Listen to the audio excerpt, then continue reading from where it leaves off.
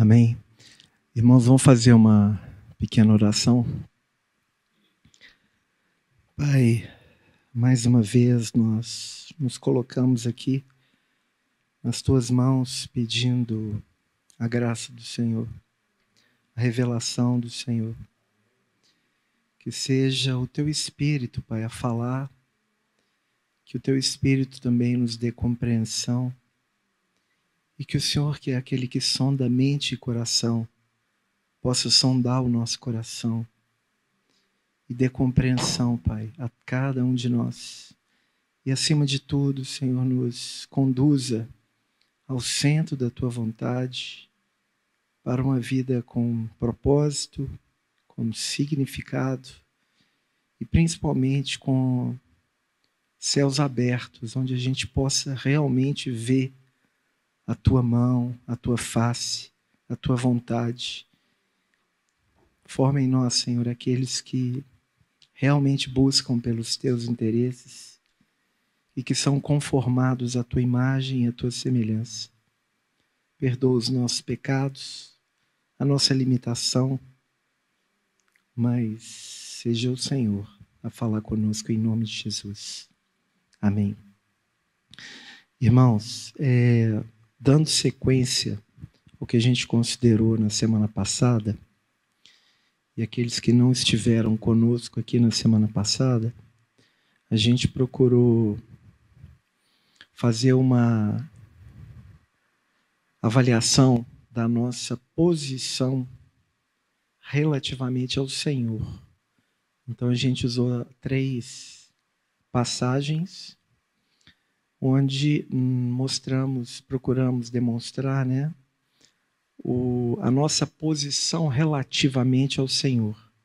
No primeiro caso, uma mulher que sofria de uma hemorragia, 12 anos, então ela vai ao Senhor e o toca por detrás. Depois a gente avaliou o Evangelho de Lucas, também uma mulher, mas essa, como diz lá, pecadora, que chega por detrás de Jesus e então se coloca a seus pés e chorando, ela enxuga as suas lágrimas, enxuga os pés de Jesus com seus cabelos.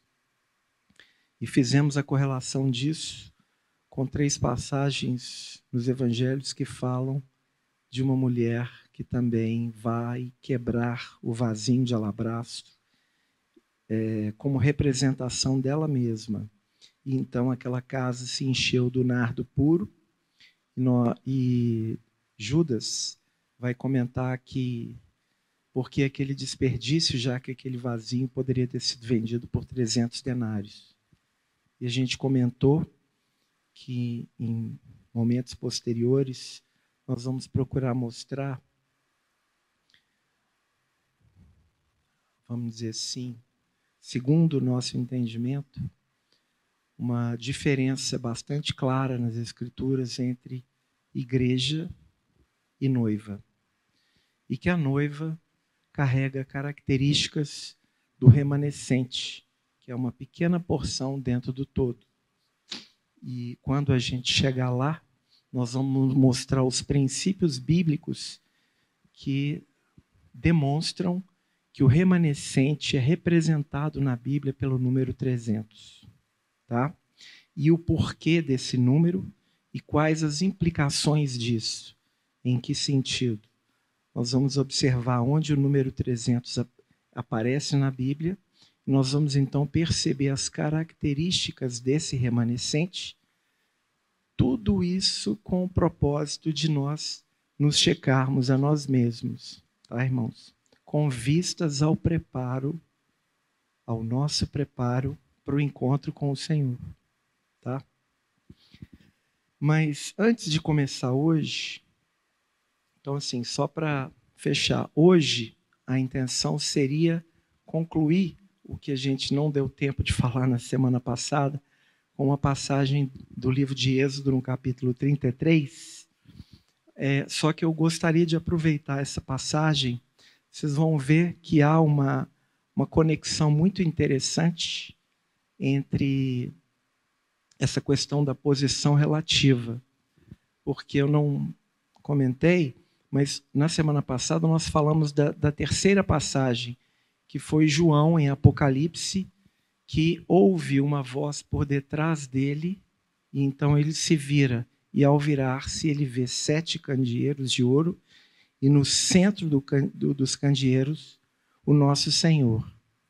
Então, como fizemos na semana passada, nós vimos o primeiro aspecto que, em geral, é natural nas nossas vidas, por uma questão de natureza interior e uma hemorragia, vamos dizer assim, a gente vai ao Senhor e se chega por detrás dele por interesses meramente pessoais, por questões até de necessidade. No segundo momento, a gente vê aquela outra mulher que já se achega por detrás, mas ela demonstra um aspecto relacionado à consagração, uma vez que ela se queda aos pés do Senhor e, usando das 3 referências nos evangelhos, ela quebra aquele vasinho de alabastro, significando dizer que ela quebrou, que ela tem a sua vida quebrada para poder expressar e liberar o bom perfume de Cristo. Então, naquele aspecto, ainda chegando-se por detrás, ela demonstra uma consagração, mas no âmbito ainda individualizado. Já em João, Apocalipse, capítulo 1, a gente vê que a posição de João relativamente ao Senhor mudou, porque João ouve o Senhor, uma voz por detrás dele, e então ele se vira. E ao virar-se, ele vê os 7 candeeiros, que lá em Apocalipse é explicado como a referência às 7 igrejas, né? E aí como a gente falou na semana passada, será que João perdeu a centralidade de Cristo? Não. É porque na medida em que a consagração avança, a gente vai deixando, por força do crescimento da vida de Cristo em nós vamos deixando os nossos próprios interesses e focamos nos interesses do Senhor. E por isso ele vê os 7 candeeiros. Lá diz que ele estava em Pátimos por causa da palavra de Deus e do testemunho de Jesus. Não é? E então, e é claro que ele não perde a centralidade, porque no centro dos candeeiros ele vê o Senhor. Então foi isso que nós consideramos, e ao considerar, a gente abordou para além da nossa reflexão de, afinal, qual é a nossa posição relativamente ao Senhor, a gente abordou a necessidade que nós necessitamos ter de solitude e meditação nas Escrituras para que haja verdadeiramente um crescimento de natureza espiritual. Nós também abordamos ao longo dessa jornada como que há uma necessidade profunda nossa de ouvir o Senhor e que o fato de o Senhor se revelar a nós de alguma forma pela palavra ou pelas circunstâncias não significa uma aprovação dele com respeito a nós, mas, via de regra, quando ele nos fala, aquilo que ele nos fala deve gerar em nós uma renúncia com respeito àquilo que ele quer produzir em nossas vidas. O que é bastante importante, sem o que não há como avançar. E aí nós falamos de consagração. Eu queria ler 4 pequenas mensagens de irmãos que tiveram profundidade ao longo da história da igreja. A primeira diz respeito à solitude. Preste atenção. Permaneça no local secreto até que os ruídos circundantes comecem a esvair-se do seu coração e a sensação da presença de Deus o envolva. Deliberadamente desligue os sons desagradáveis e saia do seu recanto secreto, determinado a não ouvi-los. Ouça a voz interior até aprender a reconhecê-la. Pare de tentar competir com os outros. Entregue-se a Deus e então seja o que e quem é, sem se importar com o que os outros pensam. Reduza seus interesses a uns poucos. Não procure saber coisas que não lhe sejam úteis. Evite a mente condensada, cheia de pedaços de fatos não relacionados entre si, histórias bonitas e ditos brilhantes. Aprenda a orar interiormente a todo momento. Após algum tempo, você poderá fazer isso enquanto trabalha. Pratique a candura, a sinceridade da criança, a humildade. Ore pedindo olhos simples. Leia menos e mais daquilo que é importante para a sua vida interior. Jamais permita que a sua mente fique dispersa por muito tempo. Chame para casa os pensamentos errantes. Contemple Cristo com os olhos da alma. Exercite a concentração espiritual. Tudo o que acima foi dito depende da correta relação com Deus por meio de Cristo e da meditação diária nas Escrituras. Faltando essas coisas, nada nos ajudará. Asseguradas, a disciplina recomendada conseguirá neutralizar os maus efeitos do externalismo e nos fará conhecer bem a Deus e as nossas próprias almas. Esse mesmo irmão, falando sobre a questão da renúncia, e ele usa uma figura bastante interessante, que é a figura do final da caminhada no deserto, na iminência do cruzar o Rio Jordão para a conquista da Terra Prometida. Olha o que ele diz. O tema aqui seria renúncia. É fácil aprender a doutrina do avivamento pessoal e da vida vitoriosa. É coisa completamente diversa tomar a nossa cruz e afadigar-nos na escalada do sombrio e áspero morro da renúncia. Aqui, muitos são chamados, poucos escolhidos. Para cada um que de fato passa para a terra prometida, muitos ficam por um tempo, olhando ansiosamente através do rio, entre aspas, aqui é o Rio Jordão, e depois retornam tristemente à segurança relativa das vastidões arenosas da vida antiga.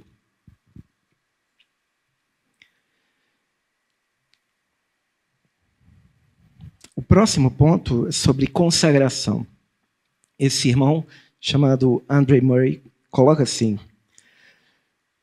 nós perguntamos quanto o homem dá.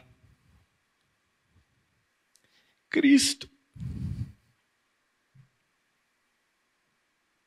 pergunta o quanto o homem retém.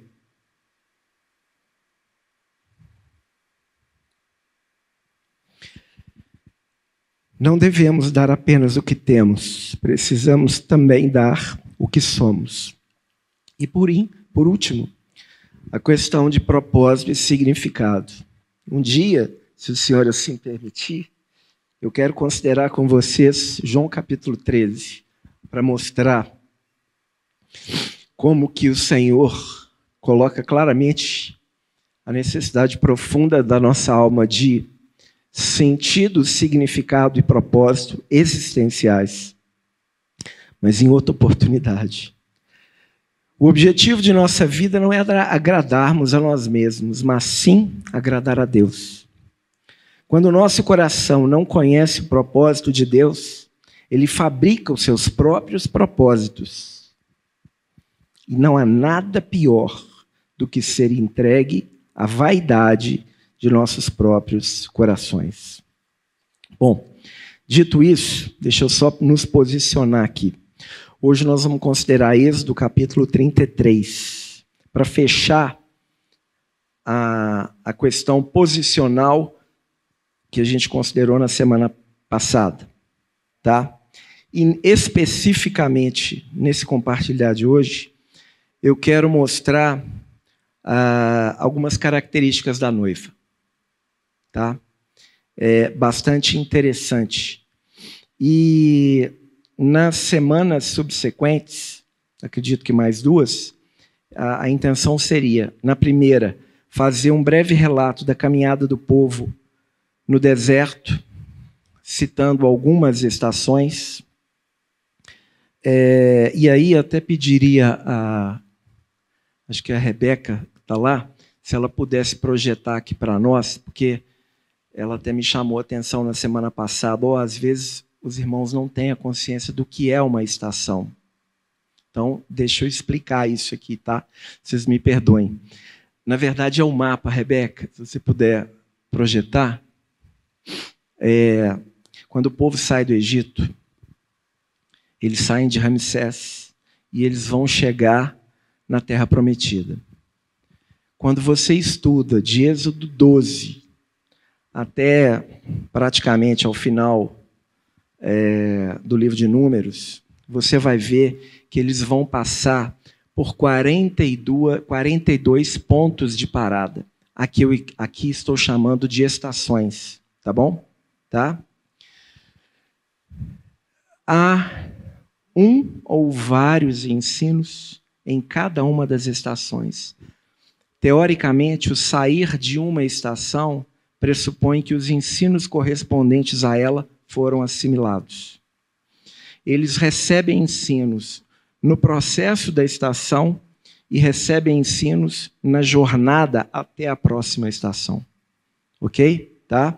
Lembrando que, quando eles saem do Egito, o que vai guiá-los é a nuvem, ok? Que fala do governo de Deus. Isso trazido à realidade do Novo Testamento, basicamente é que quando nós ainda não críamos, nós vivíamos a nossa vida com base na nossa própria consciência e pelo poder das escolhas individuais e próprias. E na medida em que a gente agora passa a ser efetivamente do Senhor, tendo nele crido, esse processo das estações visa formar Cristo em nós, não é?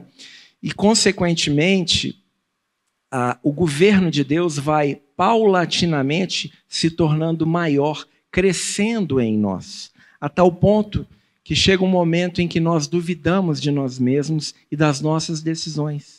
E passamos a buscar clareza e direção do Senhor sobre tudo que nós vamos fazer. Ok? O Evangelho de Mateus, no capítulo 1, se você abrir lá, você vai ver que há 42 gerações. Lembram-se disso? Desde Adão até Cristo. Tá? Então, lá diz assim... Mateus 1, livro da genealogia de Jesus Cristo, filho de Davi, filho de Abraão. Abraão gerou Isaque, Isaque a Jacó, Jacó a Judá. E assim ele vai. Até que ele chega no versículo 17 e diz assim, 16 e diz assim, e Jacó gerou a José, marido de Maria, da qual nasceu Jesus, que se chama o Cristo. De sorte que todas as gerações, desde Abraão até Davi, são 14. Desde Davi ao exílio na Babilônia, 14. E desde o exílio na Babilônia até Cristo, 14. Então, quando você soma 14 mais 14 mais 14, você acha 42, que são exatamente o número de estações pelas quais o povo caminhou no deserto. De tal maneira que os ensinos aplicados a cada uma das estações no deserto visam o quê? Claramente a formação de Cristo em nós. É claro que não se limita a isso, porque vão ter os ensinos depois de cruzarmos o Jordão para a conquista da Terra Prometida, não é? E também no livro de Juízes, mas não é o nosso foco aqui e agora. E por que 14, né? Porque Davi, né, é o rei, né? Mateus é o evangelho do reino. E no hebraico, como cada letra tem um significado numérico, o significado numérico do nome Davi é 14. Bom, aqui, gente, é o seguinte, deixa eu explicar isso. Isso aqui é um parênteses antes do que a gente vai considerar hoje, tá? É só para não ficar sem compreensão o que foi dito anteriormente. O povo está aqui em Ramsés, que a primeira é o Egito, né? Figura do mundo, onde nós estávamos, ok? Então, eles vão fazer essa caminhada aqui, ó. Sucote, Etã, Pirrairote, Mara, Dofca, Alos, Refidim, e etc, etc, até chegar ali, ó, depois de Rissa vai ter, eles vão peregrinar ao redor da montanha de Seir durante 38 anos, não é?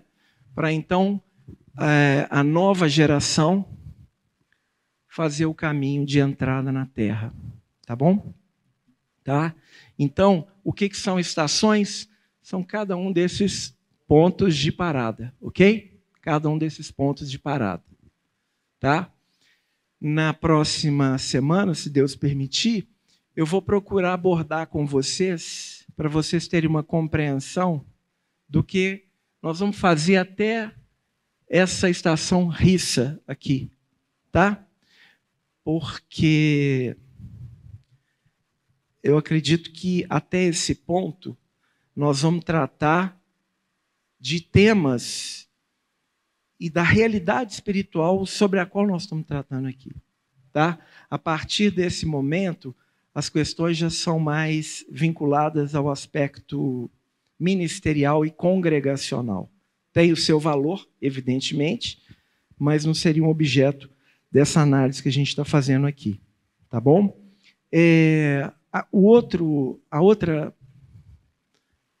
Isso. Aqui, gente, é o seguinte, se der para aumentar um pouquinho só, o que é isso aí, tá? Isso aqui é o seguinte, ó. Existem dois irmãos que já partiram para o Senhor. Um chama Christian Shen e o outro chama Gino e a Francisco. Ambos extremos estudiosos da palavra. Eles tinham uma visão um pouco divergente acerca das estações do deserto, tá? Mas, em essência, tudo a mesma coisa. Eu queria, se pudesse reduzir um pouquinho, por favor, para mostrar. Pode mostrar as três. Isso, exato. Aqui, ó, segundo o irmão Christian,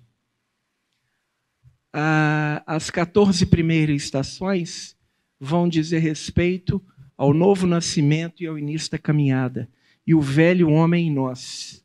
É muito interessante isso aqui. Não percam isso de vista para a semana que vem, se Deus permitir.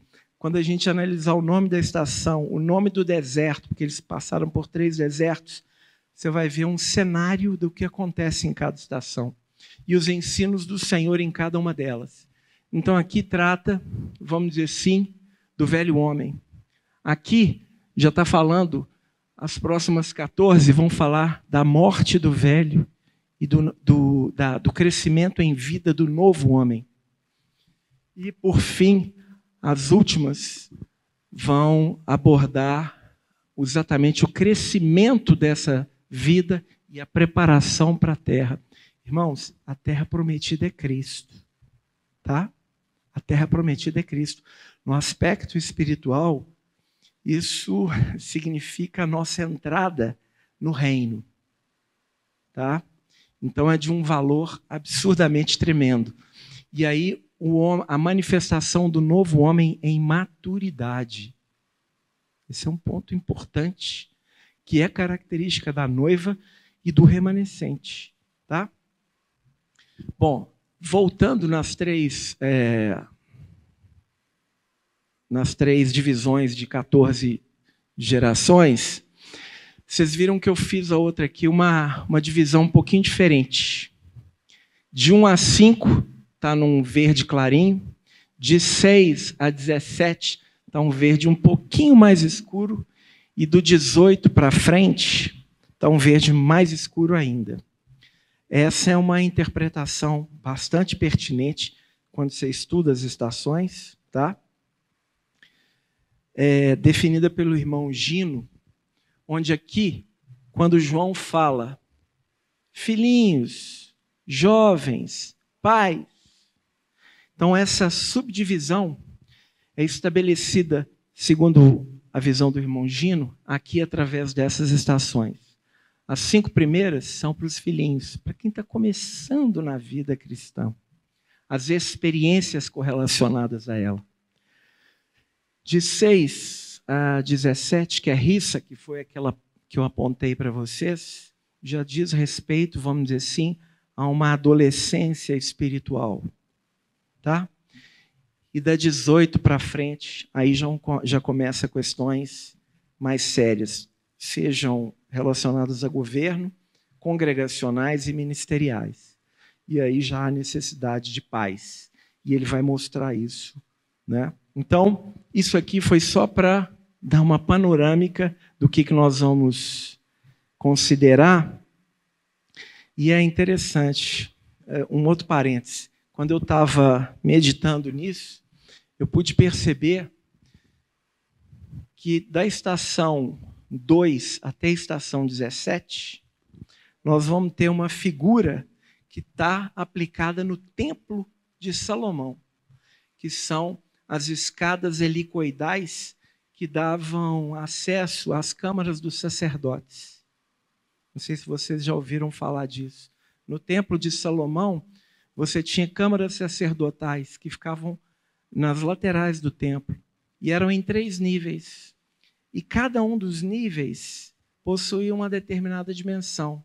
Dado a forma pela qual a estrutura foi montada, o andar superior possuía 1 metro a mais em uma das dimensões. Tá? E a escada que os conduzia era uma escada helicoidal. Isso está representado lá em 1 Reis, capítulo 6. O que isso significa no aspecto espiritual? Na caminhada com o Senhor, nós vamos passar pela mesma situação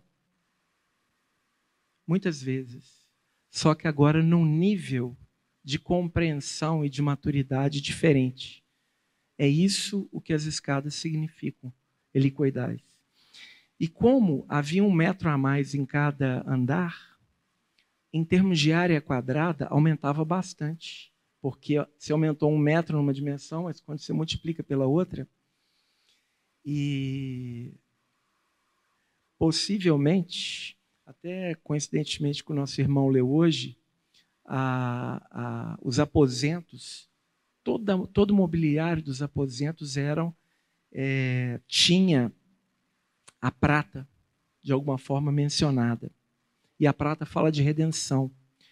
Então, se eu estou num ambiente no primeiro andar, vamos dizer assim, eu tenho a minha visão, a minha noção de mim mesmo dentro daquele contexto. Mas se eu subo um andar, eu já me sinto menor. Porque o ambiente cresceu proporcionalmente à minha posição. Então, sabe o que significa isso? O crescimento na vida cristã tem a ver com isso. A gente diminui e o Senhor cresce. Jordão significa descendo. Então, nós vamos ver um pouco dessas coisas depois. Vamos lá, então, Êxodo, capítulo 33, que é o objeto da nossa avaliação aqui hoje. Êxodo, capítulo 33.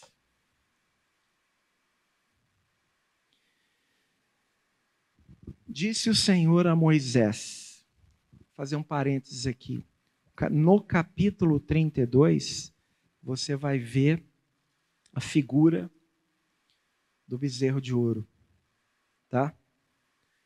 E o julgamento daquele povo, e mais do que isso, você vai ver a separação dos filhos de Levi que cortaram na própria carne. E essa questão vai ser uma questão chave quando a gente for considerar a questão do remanescente. Porque se na semana que vem a gente vai considerar as estações correlacionadas ao nosso tema, na outra semana nós vamos considerar o remanescente. Como ele é definido, por que do número 300 e quais são as suas características. Porque ele compõe certamente a noiva de Cristo. E uma das características essenciais é essa. Porque esse aplicar a espada, como os filhos de Levi fizeram aqui em Êxodo capítulo 32, diz a respeito à aplicação subjetiva da cruz. Se alguém quiser vir após mim, negue-se a si mesmo, tome a sua cruz e me siga. Ok? Esse é só um preâmbulo, mas vamos lá. Disse o Senhor a Moisés, isso aqui foi só para contextualizar o início do capítulo 33. Moisés, vai e sobe daqui, tu e o povo que tiraste da terra do Egito, para a terra a respeito da qual jurei a Abraão, a Isaque e a Jacó, dizendo, a tua descendência a darei. Enviarei o anjo adiante de ti, lançarei fora os cananeus, os amorreus, os heteus, os ferezeus, os heveus e os jebuseus. Sobe para uma terra que mana leite e mel. Eu não subirei no meio de ti, porque és povo de dura cerviz, para que te não consuma eu no caminho. Ouvindo o povo essas más notícias, pôs-se a prantear, e nenhum deles vestiu seus atavios. Presta atenção nessa palavra, tá? Atavios.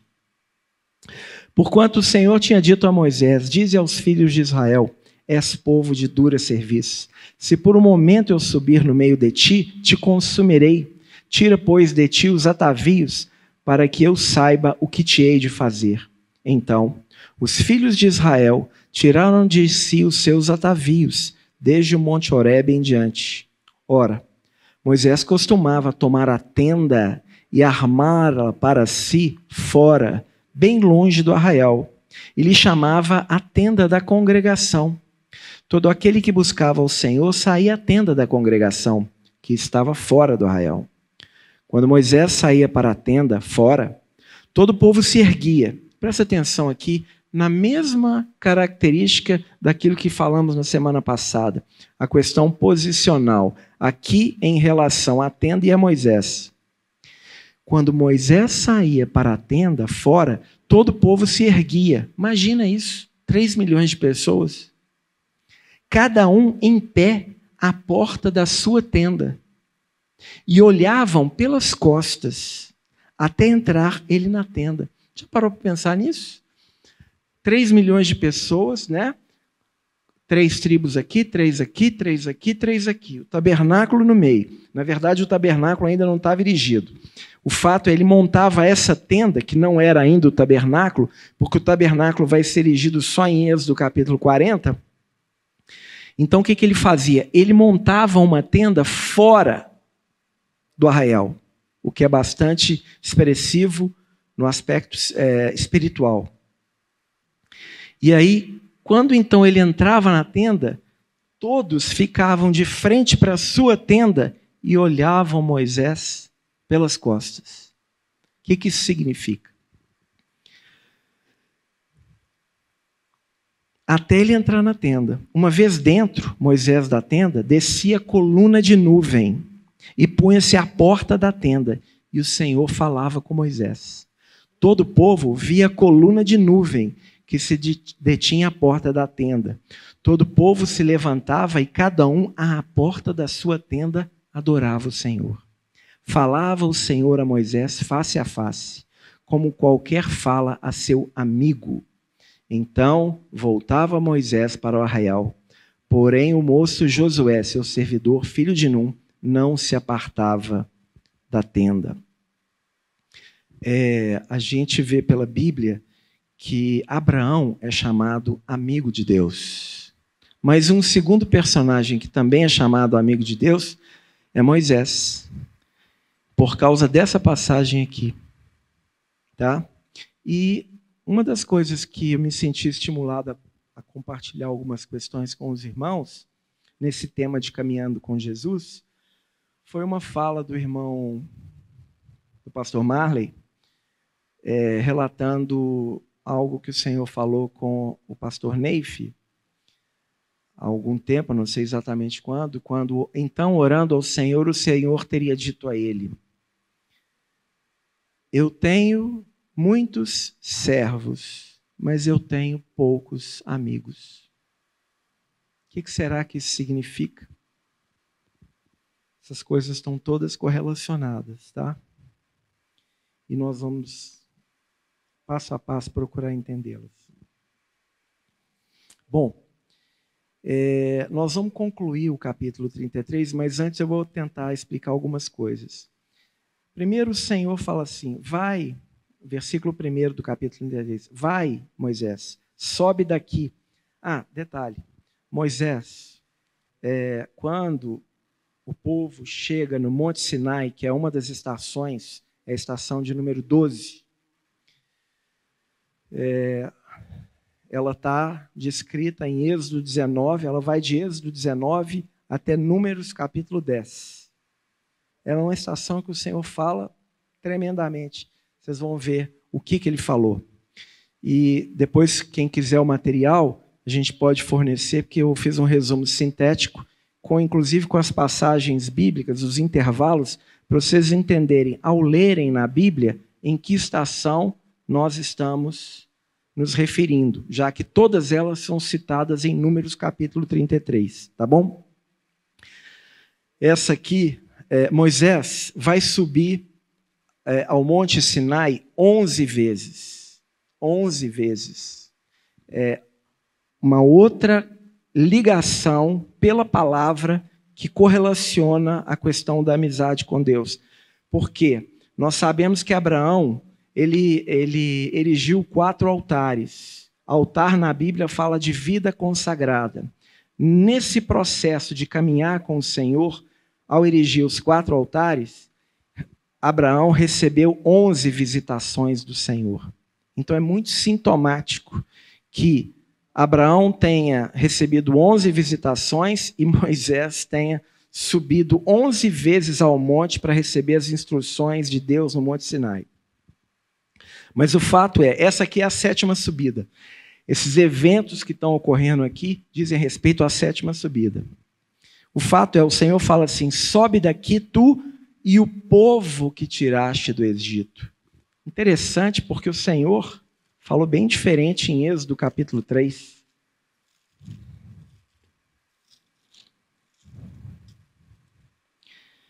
Três, 7.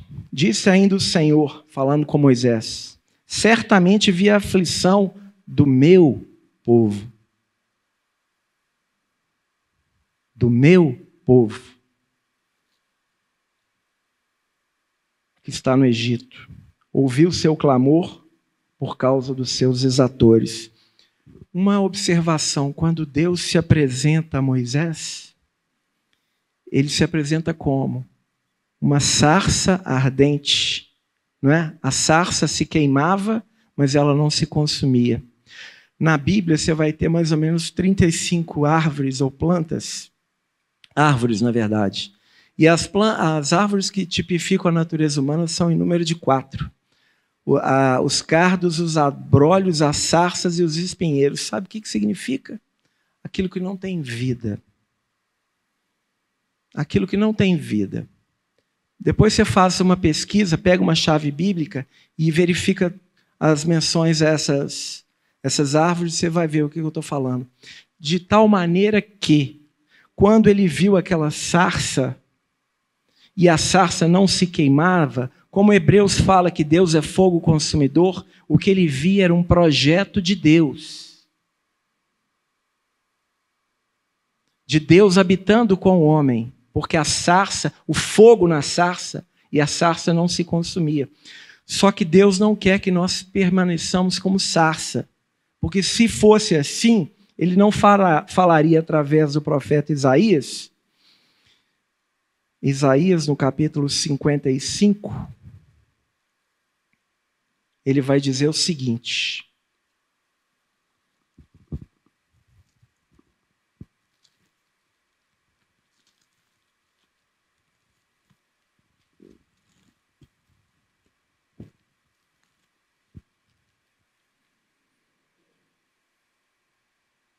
Em lugar do espinheiro, olha o que fala, crescerá o cipreste. Em lugar da sarça, crescerá a murta. E isso será para a glória do Senhor e memorial eterno, que jamais será extinto. Se você estuda Isaías 55, está falando de todo o plano da redenção. Não só no aspecto objetivo da salvação, da justificação, mas do aspecto subjetivo, que significa o processo de conformação a Cristo. Então, você está entendendo como é que é necessário a gente meditar na palavra? Porque o que significa ser transformado de espinheiro em cipreste? No aspecto espiritual. E o que significa ser transformado de sarça em murta? É porque as árvores carregam características naturais, dada a nossa limitação, que vão nos apresentar princípios espirituais. Tá? Então, voltando a Êxodo capítulo 33, o Senhor ficou muito triste com tudo que aconteceu. Lá em Êxodo 32, quando eles fizeram o bezerro de ouro. E ele diz assim: enviarei o anjo adiante de ti, lançarei fora os cananeus, amorreus, todos os eus.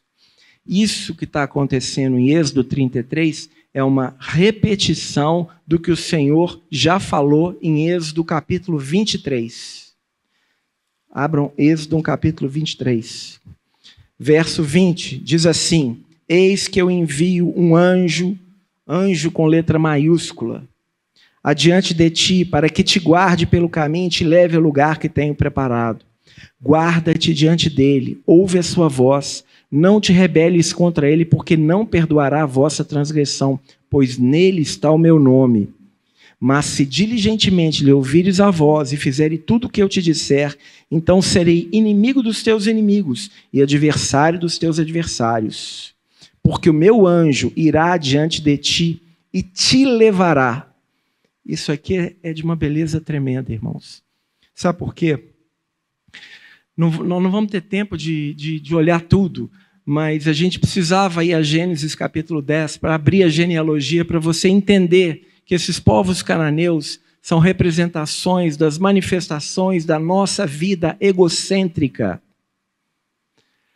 Santificação, muito mais do que não fazer coisa errada, é haver uma plena substituição do princípio diretor do ego pelo princípio diretor de Cristo governando as nossas vidas. Às vezes as pessoas olham a questão de santidade num aspecto muito limitado. Muito limitado. Né? Porque o não fazer coisa errada, né, ainda está muito aquém. Porque a vida de Cristo é uma vida que se dá, e a vida egocêntrica é uma vida que se preserva. Por isso que a vida cristã é uma vida de altar e tenda, altar e tenda. Altar diz respeito a essa consagração, e tenda fala esse processo de grande transformação. Grande transformação. Tá? Então, sabe o que o Senhor está dizendo aqui? O meu anjo vai adiante de você e te levará. Irmãos, o anjo é o Senhor. O Senhor está no processo da nossa caminhada. Sabe o que é aonde que Ele está nos levando? Para uma confrontação conosco mesmo.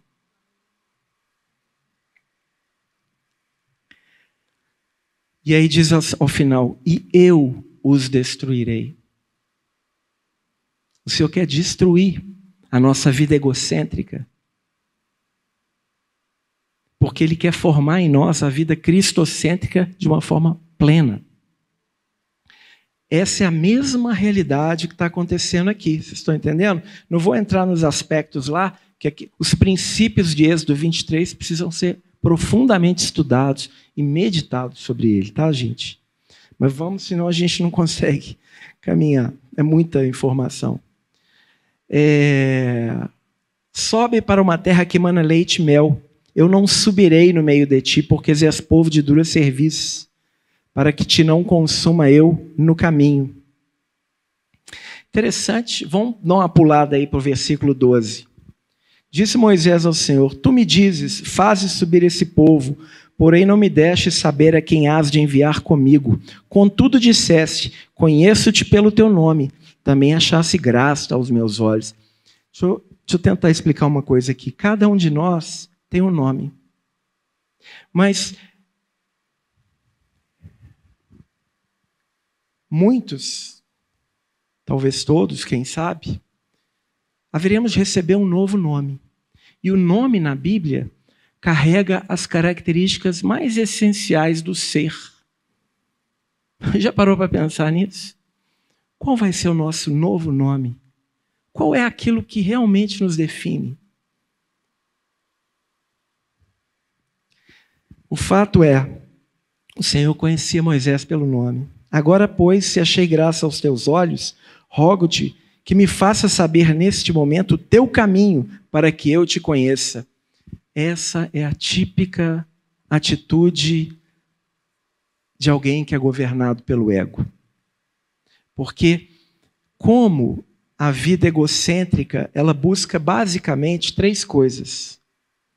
Proteção, está lá em Gênesis, capítulo... Vou abrir aqui, peraí.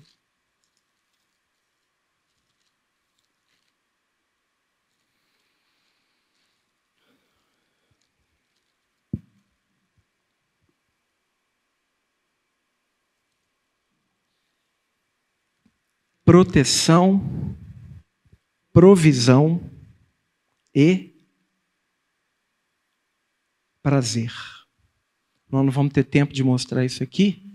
Isso aí está na linhagem de Caim, tá? Mas claramente demonstrando esses princípios, né?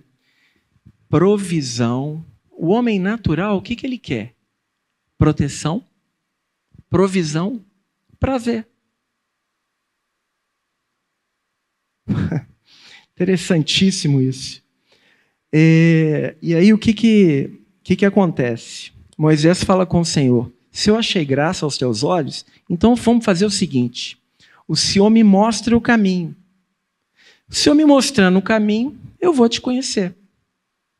Ele queria primeiro conhecer o caminho, para, conhecendo o caminho, julgar a Deus, sob o ponto de vista de conhecê-lo. E ache graça aos teus olhos e considera que essa nação é teu povo. Aí o Senhor responde para ele: Moisés, a minha graça, a minha presença irá contigo e eu te darei descanso. Aliás, descanso é uma palavra que nós vamos abordar bastante nas estações aqui, tá? Então lhe disse Moisés: se a tua presença não vai comigo, não nos faça subir desse lugar. Ué, Moisés parece estar meio confuso, né? Porque o Senhor falou que a presença dele iria, e agora o Moisés já inverteu, falou: se a sua presença não vai, então você não faça a gente subir. Pois como se há de saber que achamos graça aos teus olhos, eu e teu povo? Não é porventura em andares conosco? De maneira que somos separados, eu e o teu povo, de todos os povos da terra? Na verdade, não há nenhuma contradição. Entre a primeira colocação de Moisés e a segunda, ele percebeu, e essa é uma questão que nós precisamos perceber. Sob o ponto de vista natural, nós queremos primeiro conhecer o caminho, porque isso nos dá segurança. O Senhor falou: não, você não entendeu. Sabe como é que você vai me conhecer? É no caminho. E eu vou te dar descanso. E o descanso, ele é construído. Porque ele é dependente de uma fé que confia. E só confia quem conhece e quem tem intimidade. Então, Moisés, eu tenho uma anotação aqui muito interessante que diz assim: o descanso se experimenta no andar com Deus e não em se conhecer o caminho. Porque quando eu conheço previamente o caminho, eu posso julgar, eu quero ou não quero. Porque Deus, na sua soberania e misericórdia, nos deu a capacidade do exercício da vontade. Certo? Então o descanso se experimenta no andar com Deus e não sem conhecer o caminho. E assim se conhece o Deus da graça e a graça de Deus. O Deus da graça fala do conhecimento dele e a graça de Deus operante nas nossas vidas. Por isso que o salmista vai dizer, na tua luz vemos a luz. O conhecimento que nós temos de nós mesmos é diretamente proporcional ao conhecimento que nós temos de Deus e daquilo que Deus revela para nós do que nós somos. Muito bem. Continuando. Ouvindo o povo estas más notícias, Êxodo 33, 4, que Deus falou, não vou subir no meio de vocês. Quando o povo ouviu essas más notícias, ele pôs-se a prantear e nenhum deles vestiu seus atavios. Gente, o que são atavios? Quando você vai pesquisar, né? Até mesmo no hebraico aí, você vai ver que são esses, eu chamo de apetrechos, né? Esses colares, esses brincos, essas coisas todas, né? Agora, volta uma página aí e olha lá em Êxodo 32, quando eles foram fazer o bezerro de ouro, verso 2. Disse-lhe Arão, tirai as argolas de ouro das orelhas de vossas mulheres, vossos filhos e vossas filhas, e trazei-mas. Então todo o povo tirou das orelhas as argolas e os trouxe a Arão. Este, recebendo das suas mãos, trabalhou o ouro com buril e fez dele um bezerro fundido. Então disseram, são estes, ó Israel, os teus deuses, que te tiraram da terra do Egito. Que loucura, né, irmãos? De onde que surgiu o bezerro? Das argolas de ouro. Só que aí, quando você começa a pesquisar, você vai ver que tem uma realidade espiritual profunda por trás disso. Por quê? Vão, por favor, a Gênesis capítulo 24. Gênesis capítulo 24 é o seguinte. Abraão, vai comissionar o seu servo Eliezer para buscar esposa para o seu filho Isaque, mas não dentre o povo da região onde ele está, mas do seu povo. Ok? Então, nós vamos ter todo um relato da caminhada de Eliezer até encontrar Rebeca. Ok? Então, é um relato maravilhoso. E nesse relato, nesse contexto, na tipologia bíblica, Eliezer é uma figura do Espírito Santo. Isaque é uma figura do Senhor Jesus. E Rebeca é uma figura da noiva de Cristo. Ok? Tá bom? Depois vocês leiam sobre essa perspectiva e vejam a beleza do texto. Só que Rebeca tinha um irmão lá, que era da pesada, chamado Labão, né? Que foi usado por Deus para tratar com Jacó. E olha o que acontece. Quando Eliezer percebe que o Senhor havia dado a ele bom termo na sua caminhada, na escolha daquela que seria a esposa de Isaque, pai de seu chefe Abraão, então ele diz assim, verso 29, ora, Rebeca tinha um irmão chamado Labão. Esse correu ao encontro do homem junto à fonte, pois quando viu o pendente e as pulseiras nas mãos de sua irmã, tendo ouvido as palavras de Rebeca, sua irmã, que dizia, assim me falou o homem, etc. Eliezer vai dar pendentes, argolas, né, para Rebeca. Isso até era uma questão quase que cultural, né, naquele contexto. Tá?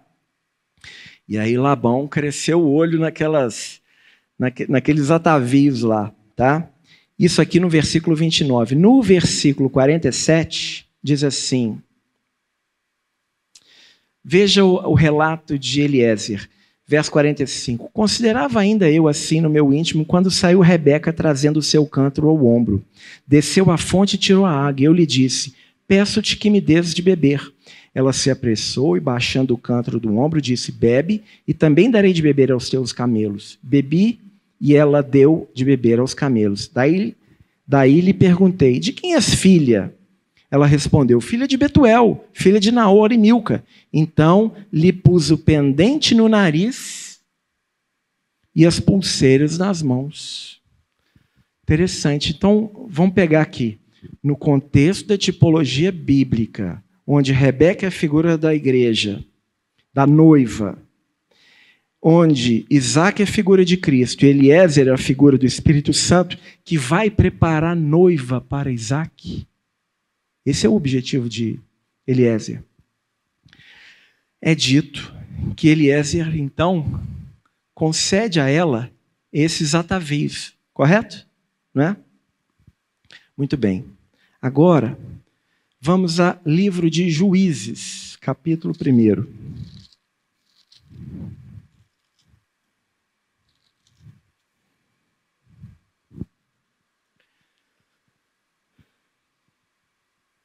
Verso 11. Dali partiu contra os moradores de Debir, e era dantes o nome de Debir, Kiriate Sefer. Disse Calebe: a quem derrotar Kiriate Sefer e a tomar, darei minha filha Axa por mulher. Tomou-a, pois, Otiniel, filho de Kenaz, o irmão de Calebe, mais novo do que ele, e Calebe lhe deu sua filha Axa por mulher. Esta, quando se foi a ele, insistiu com ele para que pedisse um campo ao pai dela. E ela apeou do jumento. Então Calebe lhe perguntou: que desejas? Respondeu ela: dá-me um presente, deste-me terra seca, dá-me também fontes de água. Então Calebe lhe deu as fontes superiores e as fontes inferiores. Bom, basicamente, irmãos, o que está acontecendo aqui é o seguinte: Otiniel significa o leão de Deus, tá? Então, vamos fazer a exegese do texto avaliando o significado dos nomes. Dali partiu contra os moradores de Debir. Debir significa sabedoria do alto, um oráculo, uma revelação de Deus. E era dantes o nome de Debir, Kiriate Sefer, que significa, sabe o quê? Fortaleza da sabedoria e do conhecimento. Terrenos. Mais ou menos o que o Senhor tem feito conosco. Disse Calebe: a quem derrotar Kiriate Sefer e a tomar, darei minha filha Axa por mulher. Então quem vai lá? Otiniel, leão de Deus, filho de Kenaz, o irmão de Calebe, mais novo do que ele.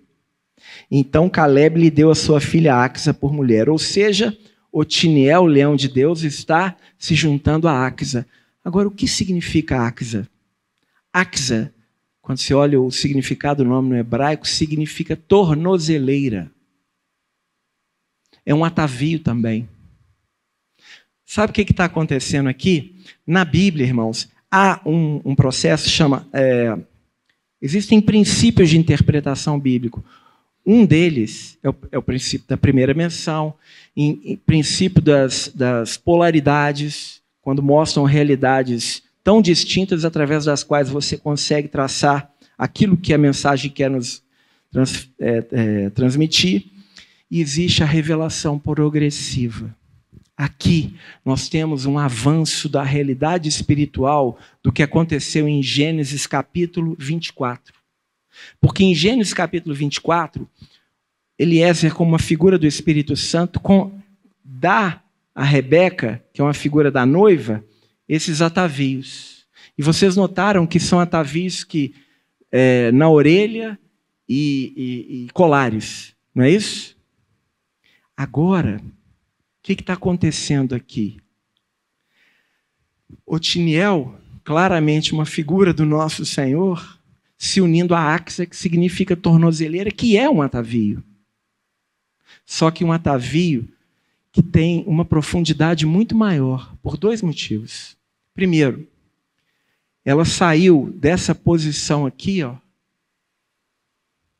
para cá. Ela desceu. E essa é uma característica da noiva. Né? Lembram que a palavra que eu falei? Jordão, descendo. Sabe como é que a gente cresce na vida cristã? Quando a gente começa a ver que não é nada. Se a gente acha que a gente é alguma coisa, nós estamos longe longe. Mas mais do que isso, não só ela desceu na representatividade do que a noiva é para o Senhor, mas uma coisa é você dar a uma pessoa um atavio, outra coisa é a pessoa se tornar o atavio. Porque o nome dela é Axa, que significa tornozeleira. Significa dizer que aquilo que lhe foi acrescentado para realçar ainda mais a sua beleza está nela formado. Percebe isso? Percebe isso? Bom, dito isso,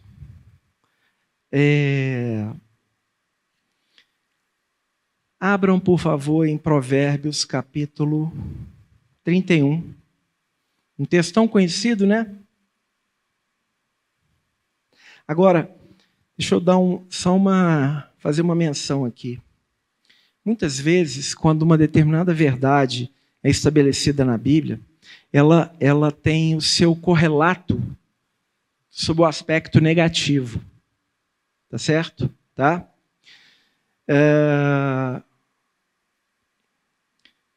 Eu vou ler primeiro para vocês em Isaías, no capítulo 3. Vou passar agora a dar uma noção dessa correlação negativa da linha de revelação. Porque se você tem uma linha de revelação com respeito à noiva, na correlação com esses atavios, significando dizer daquilo que de Cristo vai sendo paulatinamente nela formado até que ela se encontre com o Senhor, você tem o lado negativo que diz respeito aos maus exemplos daqueles que se afastaram do Senhor e em quem essas coisas ficaram como meramente questões exteriores, desprovidas de conteúdo e realidade interior. Entende? Isaías 3,16 diz assim: diz ainda mais o Senhor, visto que são altivas as filhas de Sião, e andam de pescoço emproado, de olhares impudentes, andam a passos curtos, fazendo tinir os ornamentos dos seus pés. O Senhor fará tinhosa a cabeça das filhas de Sião, o Senhor porá a descoberto as suas vergonhas.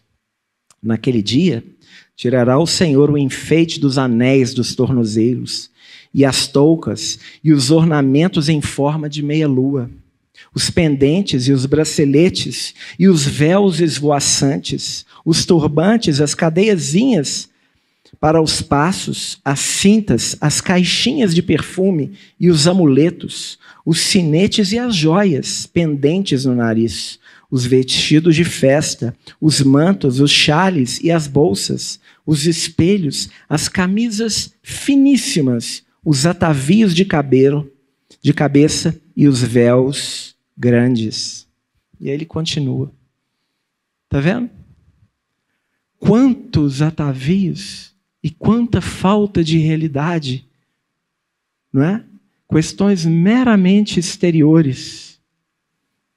Não havia correspondência. Percebe? Né? Dito isso, então, nós podemos ir a Provérbios capítulo 31, e aí sim, agora analisar um texto que é bastante dito, que é o texto da mulher virtuosa, né? E aí vocês vão entender por que Provérbios 31 começa desse jeito. Mulher virtuosa, quem a achará? O seu valor muito excede o de quê? Finas joias. Está entendendo por que na Bíblia não tem nada que é por acaso? Por que ele está citando as finas joias? Porque existem duas linhas de revelação. E aqui ele está mostrando que essa mulher virtuosa, ela é uma representação daquela Axa. Não é?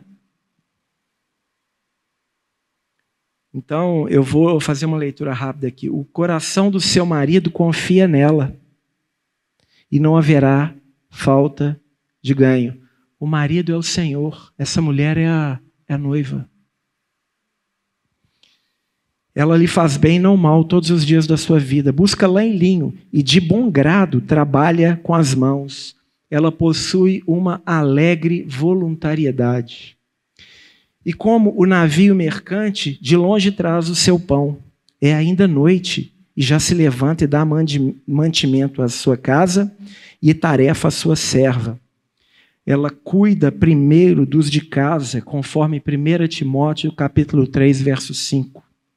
Ou 1 Timóteo capítulo 5, verso 8. Ao dar tarefa às suas servas, ela tem noção de governo. Examina uma propriedade e adquire-a. Planta uma vinha com as rendas do seu trabalho. Ela investe na obra. Cinge os lombos de força e fortalece os seus braços. Ela come a palavra. Ela percebe que o seu ganho é bom. A sua lâmpada não se apaga de noite. Ela é vigilante. Ele está correlacionando aqui com Mateus 25 e 1 Tessalonicenses 5, de 6 a 10. Eu vou ler só alguns versículos para não ficar extenso demais. Abre a mão ao aflito e ainda a estende ao necessitado. Ela possui generosidade. Ela vai muito além do dízimo, conforme 2 Coríntios capítulos 8 e 9. No tocante à sua casa não teme a neve, pois todos andam vestidos de lã escarlate. Ela possui cobertura, proteção. Faz para si cobertas, veste-se de linho fino e púrpura. A gente sabe que o linho fino vai significar as obras de justiça dos santos. 24. Ela faz roupas de linho e vende-as e dá cinta aos mercadores. A força e a dignidade são seus vestidos. Quanto ao dia de amanhã, ela não tem preocupação. A noiva não tem preocupação com relação ao dia de amanhã. Ela confia no Senhor. Ela descansa. Esse descanso vai aparecer direto nas estações, vocês vão ver. Fala com sabedoria e a instrução da bondade está na sua língua. Atende ao bom andamento da casa e não come o pão da preguiça. Ela é diligente. Tá? E por fim, verso 31. Aliás, verso 30. Enganosa é a graça e vã a formosura, mas a mulher que teme ao Senhor será louvada. Irmãos, a gente vai caminhando, né, com o Senhor e vai caminhando, né, ao longo da vida, né? E a gente vê quantas mulheres tão bonitas, né? Mas como que é diferente, né? Assim, a gente olhar e ver uma mulher que realmente represente Cristo. Não é? Às vezes eu fico pensando, como é que será que estão as minhas vestes diante do Senhor? Por que nome será que Ele vai me chamar? Já pararam para pensar nisso?